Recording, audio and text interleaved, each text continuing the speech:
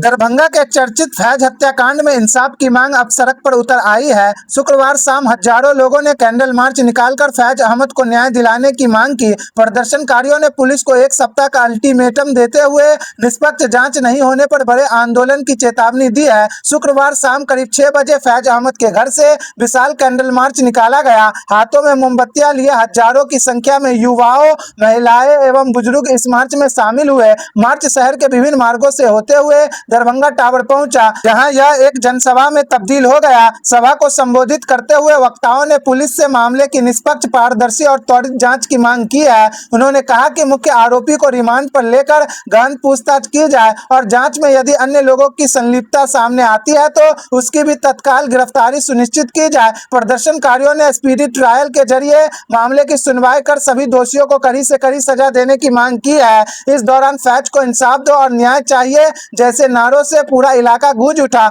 लोगों ने कहा कि यदि एक सप्ताह के भीतर निष्पक्ष जांच कर दोषियों के खिलाफ ठोस कार्रवाई नहीं की गई तो आंदोलन को और भी व्यापक रूप दिया जाएगा। कैंडल मार्च में शामिल लोगों ने कहा कि न्याय में देरी न्याय से इनकार के समान है। उन्होंने दरभंगा पुलिस से निष्पक्ष जांच कर पीड़ित परिवार को न्याय दिलाने की अपील की है। साथ ही चेतावनी दी है कि यदि मामले को ठंडे बस्ते में डालने की कोशिश हुई तो पहले से बड़ा जन आंदोलन खड़ा किया जाएगा। फिलहाल फैज हत्याकांड को लेकर लोगों में भारी आक्रोश देखने को मिल रहा है। अब सबकी नजर पुलिस जांच और आगे होने वाली कार्रवाई पर टिकी है। मिला है, बल्कि जो है एक आम घटना की तरह इसको देखा गया है, जबकि एक जघन्य घटना है। ये एक बहुत बड़ा आपराधिक मामला है, जघन्य घटना है, जघन्य हत्या है और इसको बहुत मामूली तरीके से लेकर पुलिस ने उसको अरेस्ट किया और जेल सेंटअप कर दिया। उससे कोई पूछताछ नहीं हुई कि क्या वजह थी जो इस तरह से किसी को कत्ल किया गया। इसके बारे में कोई ठोस बात पुलिस उस आरोपी से नहीं निकाल सकती। क्या लग रहा है कहीं ना कहीं जिला प्रशासन या दरभंगा जिला प्रशासन से चूक हुई है? क्या इस केस को कहीं और ले जाना चाहिए?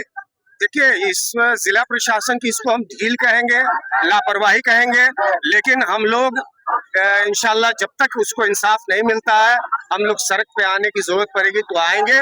और आज जिस तादाद पे हम लोग कैंडल मार्च निकालकर एक संदेश देना चाहते हैं जिला प्रशासन को कि आप अभी भी अपनी लापरवाही को जो है खत्म करें। उस आरोपी को आप रिमांड पर लेकर सघन पूछताछ कीजिए, जांच कीजिए कि वो किस किस लोगों के संपर्क में था हत्या से पहले और हत्या करने के बाद, और इसका एक जो सही जांच हो जिससे पता चल सके कि ऐसे जघन्य घटना करने की जरूरत कैसे पड़ी उसको और ऐसा हत्या क्यों हुई। क्या इसके पीछे कोई और आदमी का भी हाथ हो सकता है? ये तो जांच का विषय है ना। ये तो बिल्कुल सिंपल सा, किसी चोर को जिस तरह से पकड़ते हैं और सुबह को सेंटअप कर देते हैं जेल, उसी तरह पुलिस ने किया है, तो इससे क्या निकल कर आएगा सामने में। हत्यारा प्रशासन ने उसको गिरफ्तार कर लिया। उसके लिए प्रशासन को हमारी ओर से सराहनीय कार्य, उन्होंने 24 घंटा के अंदर में उसको गिरफ्तार किया। लेकिन हम साथ साथ हम लोग की जो मांग है उसको रिमांड पर ले और उसके पीछे जो साजिश रचा है उसका नाम उजागर करें।